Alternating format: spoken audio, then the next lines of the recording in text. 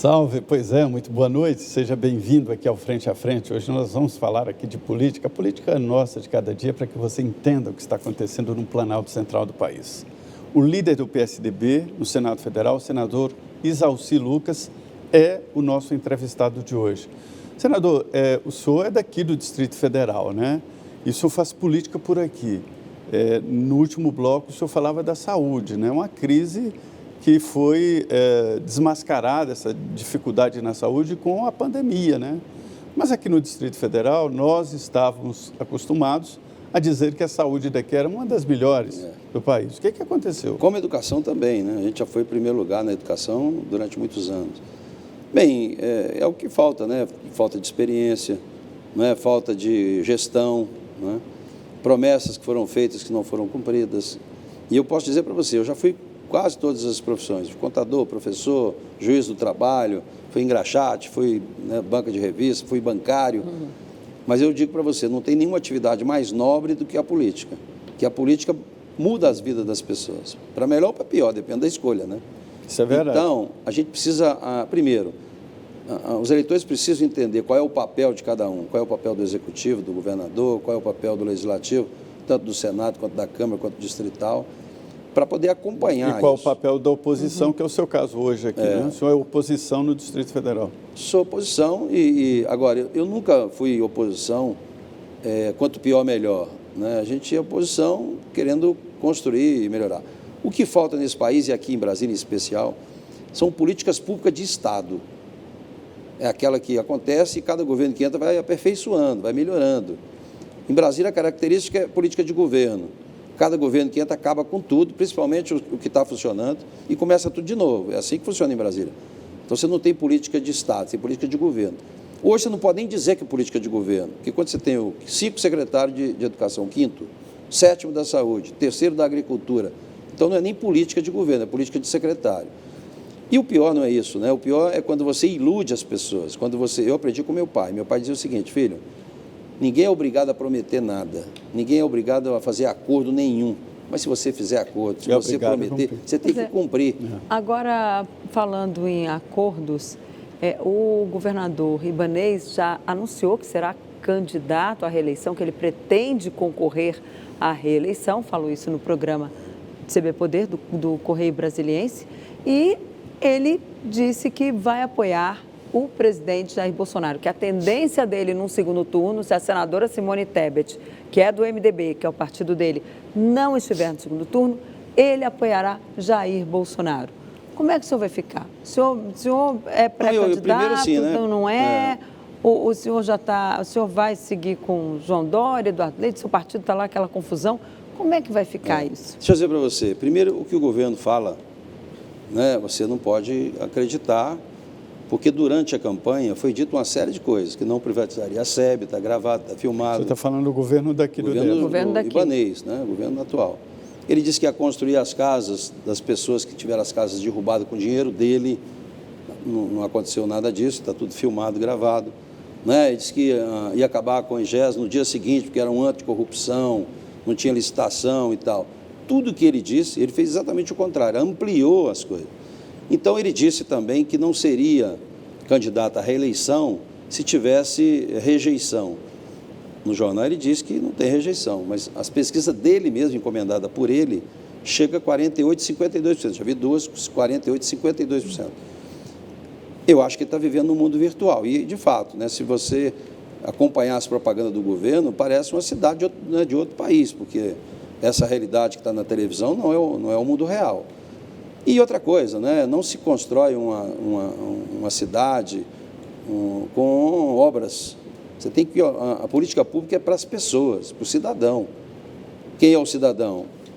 Primeira infância, criança, adolescente, adulto, velhice. Você tem que cuidar de políticas públicas para isso.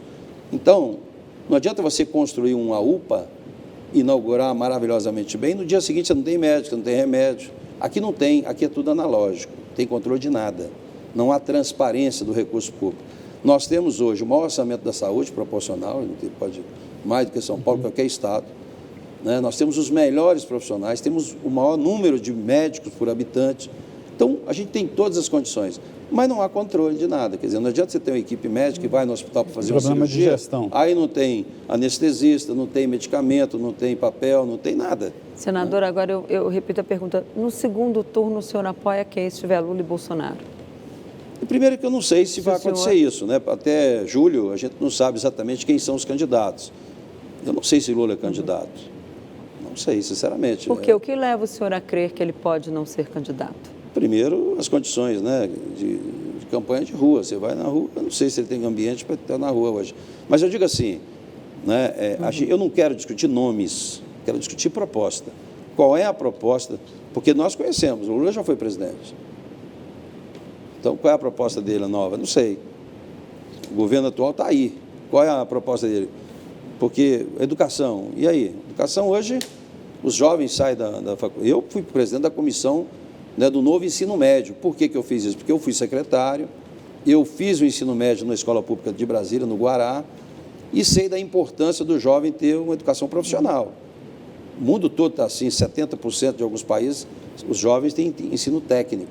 Hoje, os jovens saem do ensino médio, não têm nenhuma qualificação profissional, não conseguem entrar na universidade, e fica a geração nem, né? Não trabalha, não estuda, não tem, sem esperança, sem expectativa.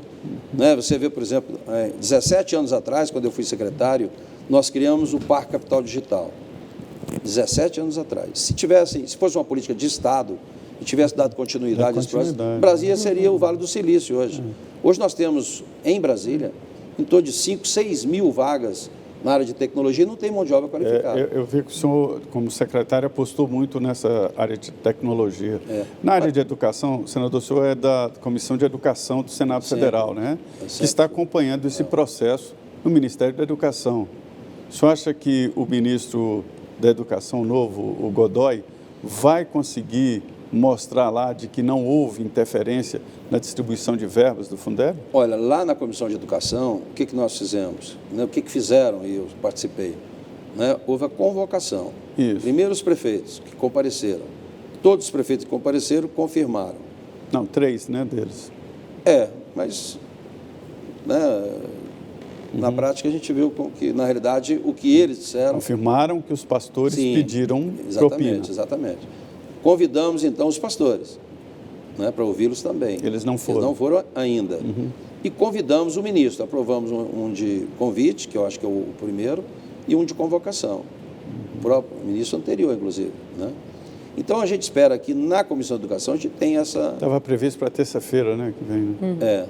Foi adiado. Mas foi adiado porque não teve quórum nem para a sessão, né, exatamente por causa do feriado, por causa da campanha e tal. Mas eu digo assim... tem até uma CPI em andamento, uma proposta de CPI. Né? Eu nem assinei ainda. Mas o senhor vai assinar? Pois vai depender do resultado da Comissão de Educação, porque eu acho o seguinte, não dá para você também fazer uma CPI, não é para fazer oba-oba, não dá para brincar com isso, que é o único instrumento que nós temos hoje real de uma convocação, porque na Comissão de Educação você não pode nem convocar algumas pessoas, ministros sim, mas alguns não, né? Tanto é que os pastores não foram, e nem se pode convocar. Nessa situação do senhor com relação à CPI, existem outros senadores, inclusive o presidente da comissão, o senador Marcelo Castro. O Marcelo falou assim, se vou esperar você, o que você vai fazer? Então, na prática, ele sabe que a gente acompanha e tem que ter transparência. O que a gente quer não é condenar ninguém, a gente quer saber o que aconteceu. Né? Mas hoje eu tenho que esgotar a Comissão de Educação para você avaliar se realmente... nós vamos instalar a CPI ou não, se a CPI é para valer ou não, porque tem tudo isso também. Mas você falou em educação, eu queria aproveitar para dizer o seguinte, eu entrei na vida pública pela educação. Eu, quando era presidente do sindicato, não era nem filiado a partido político. Né? Eu criei um projeto em Brasília chamado Cheque Educação, que é ocupando as vagas ociosas das escolas. A gente dava 50% de desconto da creche até a faculdade. Então, esse programa beneficiou quase 100 mil alunos, 100 mil jovens. Mas eu queria transformar isso em política pública. Fui no Ministério, Paulo Renato, era do PSDB inclusive, mostrei para ele o que estava acontecendo, o que eu estava fazendo, 98 isso. Mas o Paulo Renato não gostou muito do projeto. Eu considero a gestão do Paulo Renato como assim, um grande salto que foi colocar todos na escola. E depois o segundo passo é que não foi dado. Seria manter qualidade. Mas aí é o seguinte, depois levei lá no Tássio Genro, quem me atendeu foi o secretário executivo. que era o Fernando Haddad. Em 2004, nasce o ProUni. O que é o ProUni? Que é a Universidade para Todos, que eu levei muita paulada aqui, muita crítica, quando eu botei o projeto aqui na Câmara Legislativa. A oposição, a Érica foi deputada comigo, inclusive, batia assim, transferir dinheiro para não sei o quê, para a rede privada, não sei o quê, papapá. Bem, aí virou o ProUni, que é uma iniciativa, ninguém falou que foi eu que, né, mas foi aprovado, tem milhões de alunos hoje. Aí o que hoje todo mundo fala? Do que é o melhor programa de inclusão do país. A empregada faz direito, não é? Todo mundo teve acesso à universidade. Exatamente, um projeto nasceu aqui. Por isso que eu digo, a política muda a vida. Agora, quando eu entrei na Câmara Distrital, eu vi que na educação é tudo matéria federal. Então, fui para a Câmara Federal. E eu fui secretário por 2 vezes. E eu aprendi e vi isso, né? Os gargalos da área pública. Na área pública, você pode fazer o que é permitido, tem que ter lei permitindo você fazer. Claro. Então, a gente foi para o Congresso e mudamos as leis todas. Na Ciência e Tecnologia, que eu fui secretário, a gente mudou, botou inovação na Constituição, mudamos todo o marco regulatório e agora faltava dinheiro. A gente aprovou meu projeto último agora, que neste orçamento já de 2022, o governo não pode mais contingenciar ou desviar o recurso para outras áreas. Na educação, eu fui o presidente da comissão do novo ensino médio, que é educação profissional. Eu fui o relator do Fundeb, que colocamos mais 23% de orçamento, inclusive prestigiando a educação infantil. A renovação, né? É importante a educação infantil, que não tem no Brasil, e educação profissional. Inclusive, esse ano, a campanha da fraternidade é Fraternidade Sim. e Educação. Exatamente. O que é possível fazer, senador, depois que nós tivemos aí uma pandemia em que as crianças, muitos não tiveram nem acesso à educação, porque ou não tinham equipamento bom em casa, ou não tinham internet, muitas ficaram mesmo sem poder estudar. O que é possível fazer? O que tem no orçamento deste ano que ainda dá para liberar aí antes das eleições, né? Bem, imagino? A primeira coisa, né, é a gente conseguir tirar a educação do discurso e botar recurso. Por exemplo, nós temos hoje mais de 3.000 obras da educação paralisadas, com 80%, 70% para concluir a obra. E como era do governo passado, vamos dizer assim, as pessoas vão deixando para lá. Nós aprovamos no orçamento deste ano 700 milhões para retomar essas obras. Foi vetado. Então, ou seja, vão continuar as obras paralisadas e você sabe o que representa uma obra de 80% paralisada. Daqui a pouco você não serve para mais nada. Então, a gente perde todos esses recursos. Internet, não existe hoje educação, nada que não precise de internet. Quando eu fui secretário em 2008, 2004, eu já lancei o Parque Capital Digital. 2008, 2009, a gente colocou 30.000 computadores, quando saiu o notebook, para os professores e pessoal da educação. Colocamos a rede em várias escolas. Mas hoje, você vai numa escola, você não tem mais. Você não tem laboratório de ciência, você não tem internet, você não tem esporte, você não tem música, você não tem nada. Acabou a escola. Não tem formação profissional. Então, quer dizer, educação não é com discurso. Por exemplo, educação infantil, de até 7 anos, é a fase principal, é a base da educação. Né? Minha netinha hoje, 4 anos, fala inglês, espanhol, mexe são as janelas, né, que fecham. Então, é a base. Aqui, assim, o Plano Nacional de Educação, que virou um plano de intenção, permite a alfabetização a 8 anos. E aqui eles começam com 7, 8 anos. Cara, aí carrega essa deficiência a vida toda.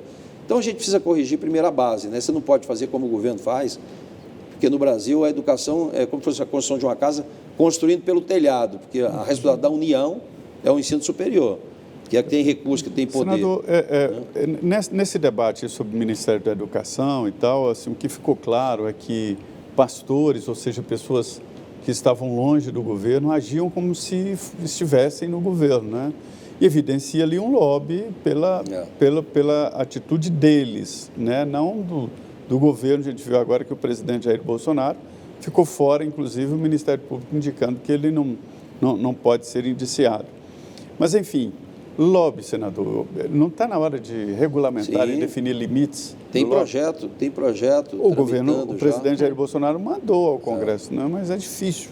Não, já tinha projeto tramitando há anos. Desde a época de Marco Maciel, né? Que tinha um projeto. Maciel, inclusive, foi o deputado Zaratini tem um projeto... Eu acho que quando precisa... é que vai fazer? Quando é que vai levar isso avante? Ano eleitoral é difícil, né? Agora é difícil. Tem que ser... Eu digo para você, né, na prática, as reformas principais, os projetos principais, têm que ser aprovados no início do mandato.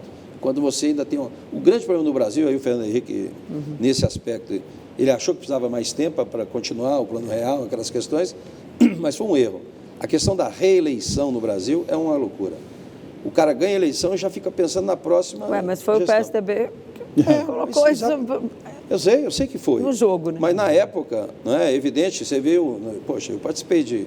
Eu lembro da inflação de 82% ao mês. Você sabe o que é isso? É você ganhar R$1.000 e se você deixar o dinheiro no bolso só valia 200. É um negócio maluco. Então, não há contestação. O Plano Real foi o maior programa de inclusão que já existiu. Agora, lógico, tinha várias reformas para fazer, né? Então ele achou que precisava mais tempo, que eu acho que foi o erro, foi assim, né? E aí acabou querendo ampliar o projeto e começou essa questão, né, de cooptação, vamos dizer, nem... Por falar em tempo, a gente precisa pedir um intervalo, senador. Nós voltamos já. Eu peço para você que continue aqui com a gente, porque ainda tem muito assunto para tratar aqui no Frente a Frente com o líder do PSDB no Senado, senador Isalci Lucas, ele que é aqui do Distrito Federal. Voltamos em 2 minutinhos, não saia daí.